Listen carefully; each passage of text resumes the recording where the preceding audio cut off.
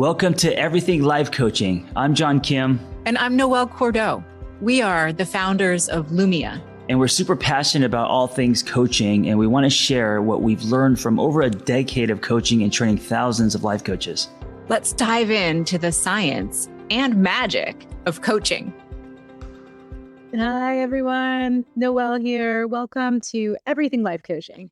And today we're going to tackle a really cool topic that comes to us from one of my absolute favorite sources for new cutting edge information and research being conducted today in the space of coaching. And that is the ICF's community of practice. The ICF has lots of different communities of practice, from life enhancement to healthcare to career coaching.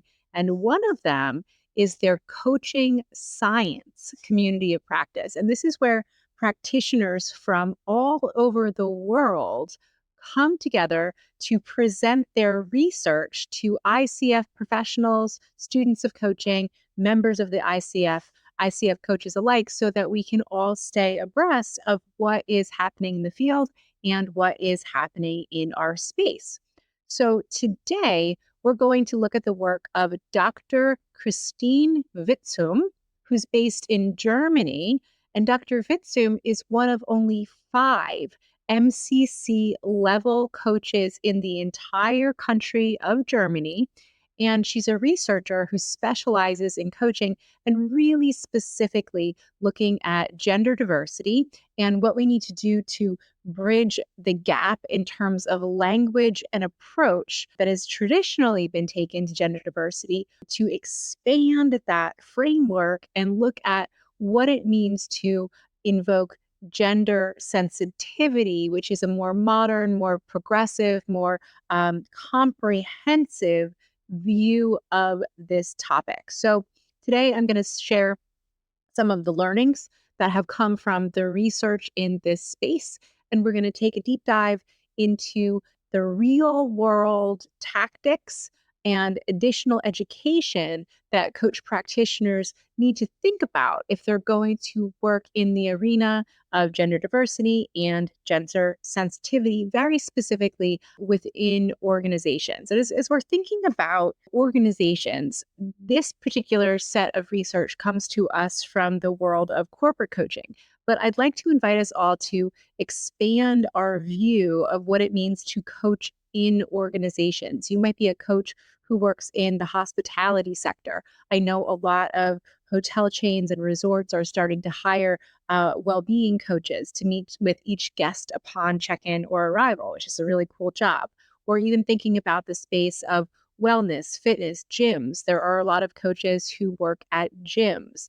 And so none of these organizational bodies outside of corporate spaces are immune to the very same problems that exist structurally in corporate spaces. So if you're listening, don't feel that this particular podcast isn't for you. It is for you. Gender diversity is something that surrounds all of us in our everyday lives, and it's something that we need to tackle as a generation of coaches that is responsible for shaping the space in our time.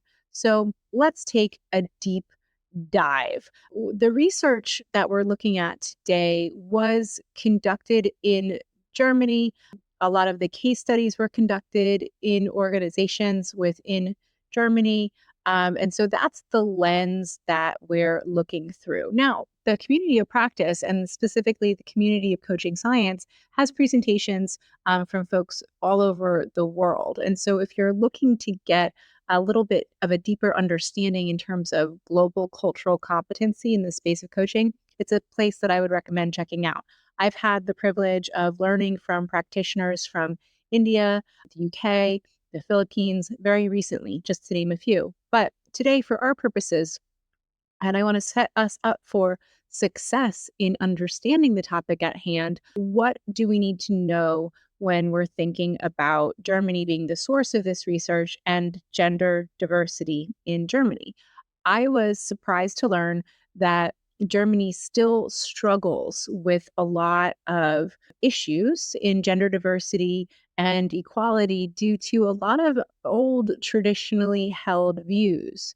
And this is important to understand as we're thinking about this in context. Right now, Germany has one of the highest wage gaps between men and women and non binary folks in the EU.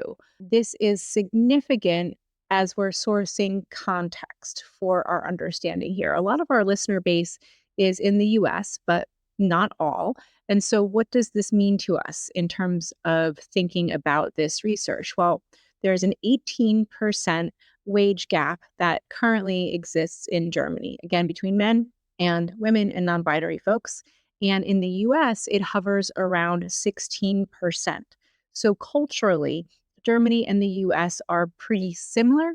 And these are big economies that we're looking at when we're thinking about people who are impacted by working in these cultures.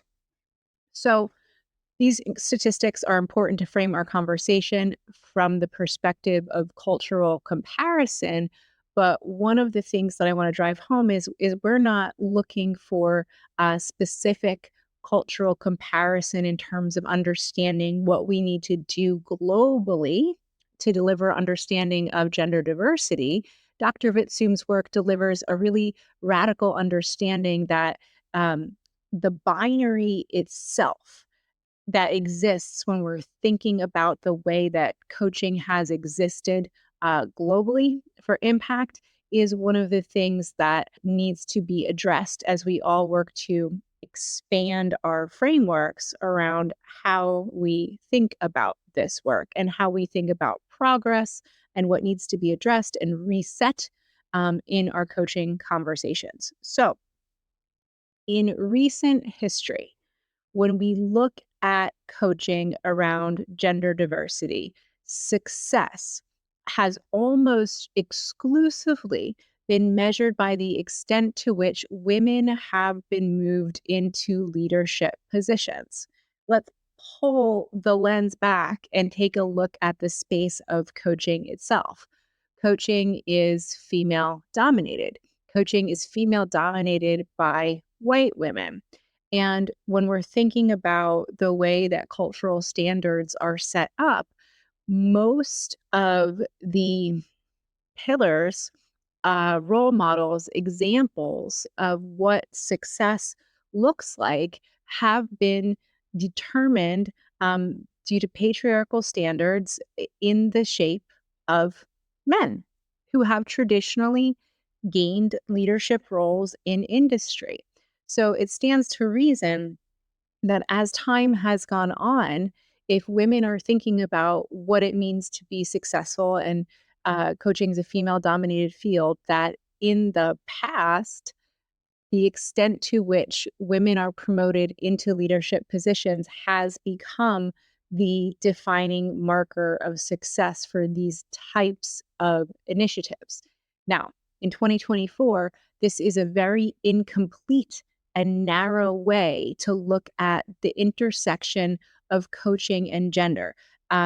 Gender is just one intersecting aspect of diversity, and looking at this issue in terms of success being very narrowly measured by women being promoted into leadership positions in the fashion of men leaves out a lot of consideration for what gender is, how expansive of a space it is, and it sets up a binary definition that can lead to reinforcing binary polarization and can lead to reinforcing stereotypes and reinforcing biases.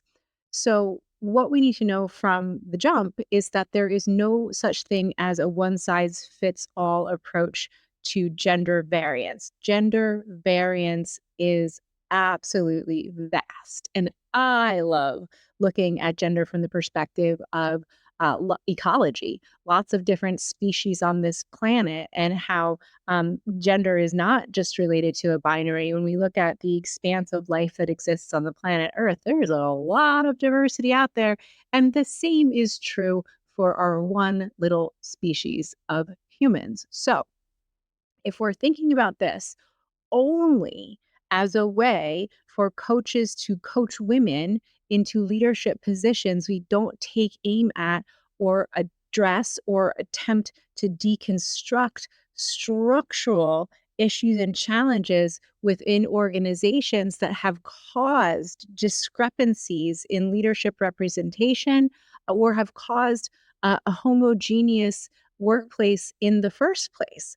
I was talking with one of our Lumia coaches today who's working on a really cool project to bring awareness and recognition of the journey that new moms take as they go through the workplace to stakeholder and executive awareness. And one of the things that we were talking about, was this idea that when we're thinking about, what is a structural issue at work? A structural issue at work takes place where success only comes in the form of one package. And that if we're asking new moms to pretend that parenthood doesn't exist, we're really missing a lot of the uniqueness and authenticity that can be derived from instead celebrating the fact that this is a very big change in someone's life, and it's going to impact their whole life, including their work life, and that there's a lot of room for this kind of celebration. However, what is experienced by a lot of new moms is the fact that their motherhood journey is invisible. And it's kind of taboo at work to say, wow, I'm really tired because my kid was up crying all night, or I need to be gone for 2 hours today because I need to attend my kid's kindergarten graduation. A lot of people make up like fake meetings on their calendars, right? So this is the type of thing that we're looking at. Are what are the big structural changes that need to take place within organizations in order to invite acceptance and belonging for all different kinds of gender variants across the board, so that we're not expecting people to fit all into the same box. What we know from a productivity perspective and from a creativity perspective is that when we have diverse workforces, that's when the best work comes out of groups and teams. And we see surges in creativity, and we see surges in innovation. So there are a lot of good reasons beyond ethics, which is the number one, to be thinking about this space. Again, another reason why we want to move away from a binary solution is that this doesn't invite all different voices to the conversation. I can only look through my lens as a white woman, and I'd love to have other lenses as we explore this topic as well. So that's one of the reasons why we need to invite many voices to the table: senior leaders, junior staffers, mid-level managers, men, women, folks who identify as non-binary, so that we can get a full picture of what the expectation is structurally, and then what's needed from diverse individuals who want to hold on to their authenticity and have a place to belong and fit into a given work culture at the same time. So what we need to know is that in this space, deliberate initiatives are required. Having the conversations in the way that I'm speaking about it today, that calls out the fact that there are structural challenges to enacting a lot of this work, and that a one size fits all approach where we're asking people to advance and look like everybody else isn't going to get the job done. So if you are a coach who's listening to me now and saying, wow, this is a space that is really intriguing to me, I'd like to work in it, I'd like to know what I can do to contribute my voice and my talents to the space, one of the things that's really important to understand is that it's going to require additional education and specialization on your end as a coach practitioner in two arenas: cultural competency and gender diversity itself. People's experiences across different cultures and nations are going to vary greatly. So, whether we're thinking about Germany, where this research was conducted, or somebody who's working in Morocco, or India, or Vietnam, or China, the experience of the employee around their own gender expression and the way that gender norms show up in that culture, and then the way that gender norms show up within that organization, are going to be really vast. And so you'll want to take the time to educate yourself based on where you live, where you work, and where the people that you work with as clients, whether that client is an organization or an individual, live and work. The second piece beyond cultural competency is around gender diversity itself and around the role of intersectionality and how gender applies, but is yet only one influence on someone's life. If the words gender diversity and intersectionality are brand new to you, that is a fantastic starting point to get some education around what these words mean, what they mean to people who come from diverse backgrounds, and the impact of gender variance and intersectional identity on someone's experience at work. Cliff notes.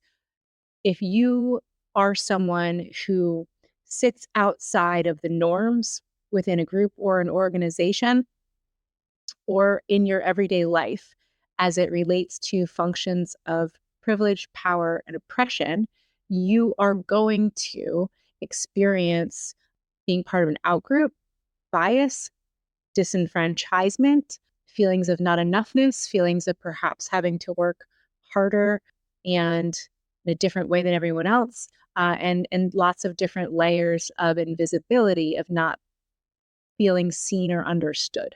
What I'm sharing with you has been quite validated qualitatively, quantitatively in the literature, and through the direct experiences of voices who report out on this type of thing. So this is a starting point to think about, what do I need to know about gender variance? What do I need to know about what people experience? And what do I need to know about intersectionality if I'm going to work in the space of diversity as a coach practitioner? I've done a good amount of work in the space of human sexuality, and I've done a little bit of work enough to be educated enough to try to do the right thing from a business perspective in the space of diversity, but I do not qualify as an expert, and I don't work in that space because I'm not qualified as an expert. I haven't taken on specialized training. So this is a call for folks to do that work if you want to do this work. Research shows that coaching has the potential to advance gender diversity and diversity writ large in a very sustainable way. And broader frameworks are required along with that continuing education that I'm talking about, so that coaches can move beyond just the idea of gender diversity existing and really take a look at what it means to reinforce gender sensitivity in a workplace, be it a corporation, a gym, a hotel, a wellness center, or any place that people gather. Gender sensitivity goes beyond looking at binary differences and actively addresses all genders. And the way that influences and biases are formed, as well as the root cause of systemic issues. That's why cultural competency and continuing education is absolutely essential to this work, so that you can be a detective in understanding how people are being impacted, why, from what directions, and then being able to zoom out and look at a given organization and say, oh my goodness gracious, it's not the individuals, it's the way this organization has been set up, it's the norms, it's the structures, it's the hiring policies, it's the promoting policies, it's the procedures that are starting to erode a lot of the way that folks experience belonging and are causing some problems. The concept of individual intersectionality holds that all people have different needs and challenges. And in order to be in this space, we need to adequately be able to have conversations that evoke understanding around these needs and challenges. And so we need that training on culture and intersectionality to understand the various systems and lenses that we are all subject to that we are all subject to. And specifically, coaches in this space really need to be able to clearly distinguish between individual and systemic gender related challenges. And that is something that can only come from a little bit of specialized work in this arena, so that you have the level of discernment that is required to do your job. Research indicates that bringing a gender sensitive lens, as I just described, to our coaching sessions also requires accounting for the client's environment. So, this looks like taking the time to understand the client within their individual networks, in addition to the intersectional influences, to look at the client's relational systems and all of the different points of influence within these interpersonal systems, especially from a work context, people and places that contribute to the development or clients, or people and places that hinder a client's success or progress. And again, the client might be an organization itself. And so we're going to want to understand the networks that contribute, the influences, what helps and what hinders. Another aspect that is central to the environment of the client is understanding the relationship that exists between belonging and uniqueness. And as we get into the work of belonging, this is where cultural competency and DEI training really comes in handy, because we're working with folks to cultivate a sense of belonging while encouraging individual perspectives. And so, as we're thinking about groups and organizations, this means that we're truly holding a lens wherein the goal is for someone to balance the impulse to assimilate versus the need to hold on to their own identity. Uniqueness is a crucial concept in gender diversity. And a very common example here is seeing folks try to assimilate and adapt to behavior of a dominant group within an organization. So, a very common example that we see in this space is the idea of assertiveness.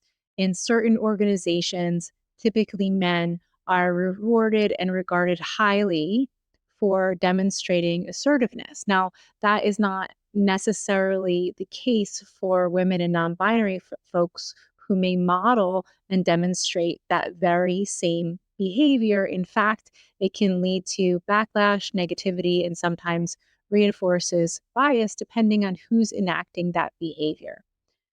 So, turning now to some technical and tactical aspects of working with gender sensitivity in organization, research reveals that the work of coaching, starting with contracting, needs to go a little bit beyond the one on one in order to really get to the root of being able to address structural difficulties within an organization. Because a lot of times, it's not the individuals themselves that are causing the whole of the problems. And in order for the outcome of coaching to be sustainable, space needs to be built into any coaching contract that gives feedback loops from the coachee to the stakeholders and to the organization, or from the organization to the coach, who can then put the pieces together and present a clear picture of what's going on. So this looks like opportunities for reflection within an organization, whether this is one-on-one or this is regular feedback loops that flow interdepartmentally. What is necessary is that this information ultimately gets to stakeholders, because structural issues can be brought to light, and this is vital to organizational growth. So, as we're looking at, how this works, impactful strategies are recommended to include space for sharing insights gained, and really leaning into the role of organizational learning and internal culture shifts that can impact everyone's experience within an organization. And of course, this work is tricky, it is taxing, and coaches themselves are part of the process of impacting any system that they work in. So, coaches need to think about their own spaces for reflection, for supervision, for ongoing continuing education, and the way that they might show up or perceive themselves in this space. So coaches are typically trained to remain neutral across the board. And there's a difference between existing in a contract as a neutral coach and existing as an advocate without an agenda, except for that which is contracted, right?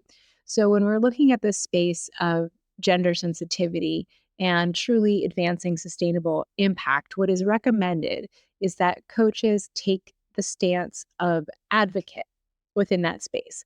And that as part of contracting, right up front, coach meets with the stakeholders to get clear on the social goals that are going to be aligned with organizational goals, create those feedback loops for reflection so that everybody's getting information at the same time.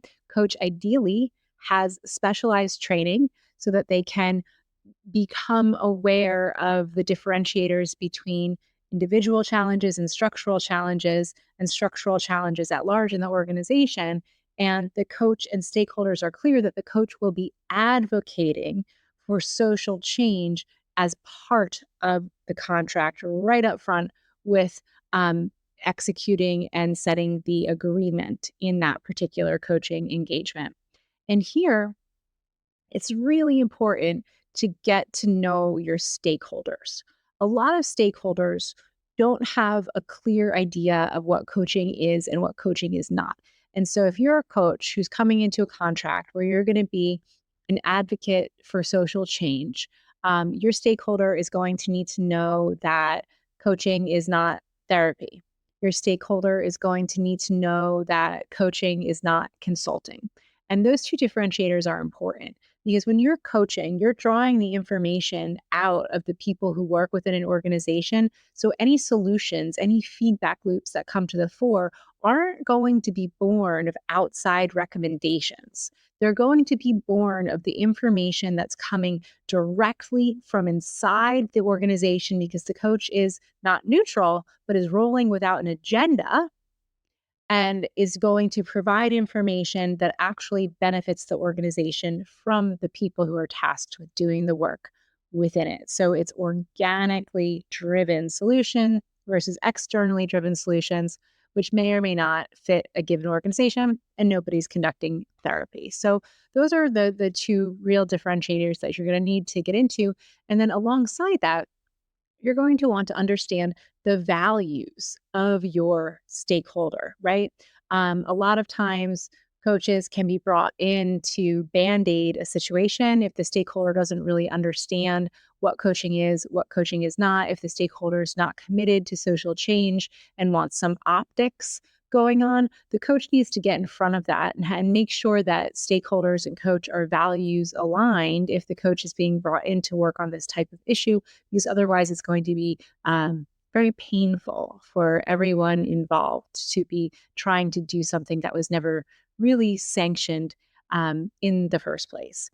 And additionally, it's recommended that coaches really look to the different layers of the organization that are going to be set up for impact.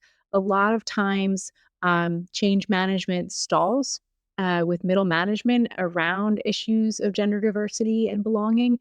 And so we want to make sure that there is awareness from the stakeholders, absolutely top down buy in, but that middle managers who generally have the most touches within an organization are getting the vital support and coaching that is needed to continue to perpetuate change throughout the layers of the organization that have the potential to reach and impact the most people. So really thinking about, where does this intervention live within the whole of the organization will ultimately lead to the sustainability of whatever solution outcome is driven from coaching.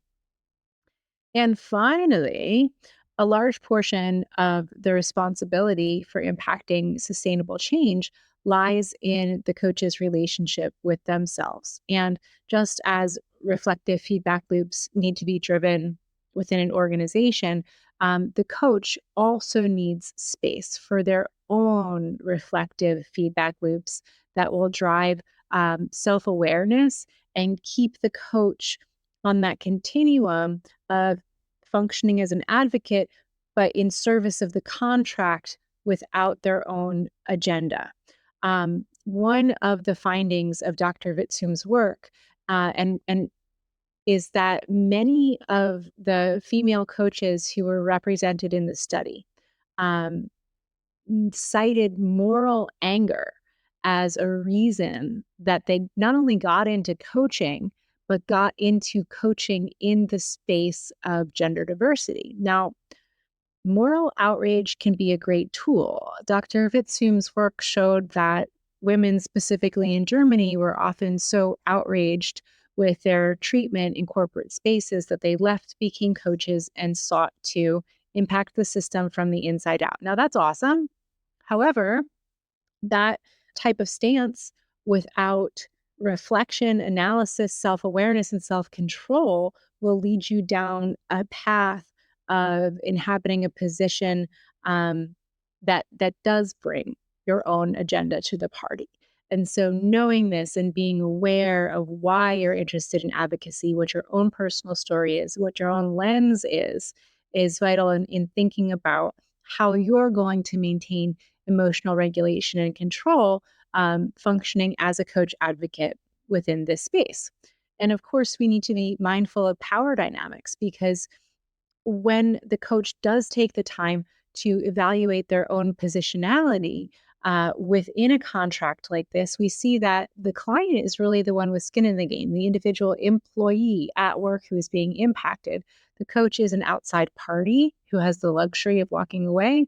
And then the stakeholders are ultimately responsible for the organization. So a coach really needs to reflect on the full picture of what is the impact that I create if I allow my own agenda to the party, and what is the impact that I create if I really hold in mind the power dynamics at play as a way of setting up strong, honest, trustworthy communication and functioning between all parties with those feedback loops. So that's one of the pieces that coaches need to be aware of. And then from an ethical perspective, coaches need to be mindful of the type of hiring process that takes place when a coach is brought in to do this work. As we've been talking about this today, you can tell that it is a really complex topic, and specialized education, cultural competency around gender norms, gender variance is really important.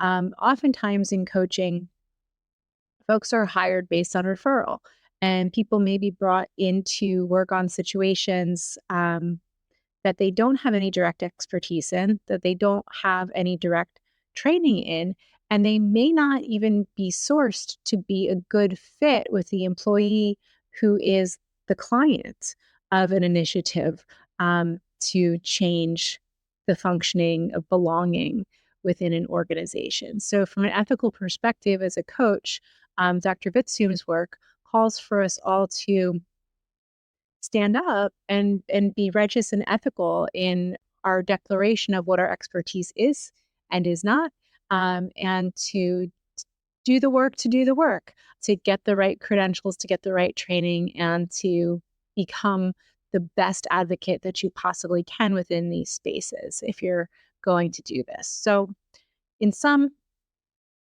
language is very important in all that we do. So you're going to want to be mindful of this type of language when you're positioning your contract as an advocate.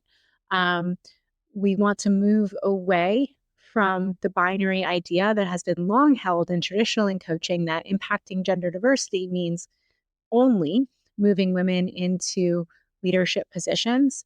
And then when we do get to the space of working on a contract, we want to make sure that our skills are truly aligned with what the contract requires, that we have the background, that we have the training, that we feel like we have the chops to really impact organizational change, not just moral anger. And we need to create a contract that vets the stakeholders for values alignment, vets the stakeholders for knowledge of what coaching is and is not, create a contract where advocacy is negotiated right up front, make sure that we're impacting multi-layers of the organization with an emphasis on making sure information trickles down to those middle management folks. And of course, to be sure that we're centering the client themselves and understanding the power dynamics and the real world, real life impact that our work does have, because our work is truly powerful when we get in there and do our jobs as coaches. Thanks so much for listening today. This was a heady topic and one that I learned a lot about. So thanks to Dr.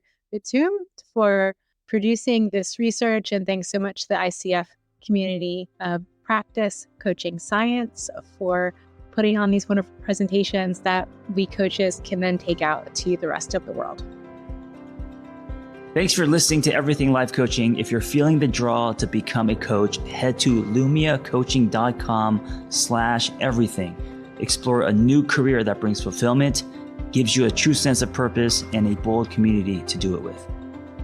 Lumia is ready to equip you with the tools, training, and community you will need to reach your goals. If you're ready to build a unique coaching business on your own terms while making an impact on the world at large, Lumia is the next bold step in your coaching journey. That's lumiacoaching.com/everything. And hey, if you're waiting for a sign, this is it.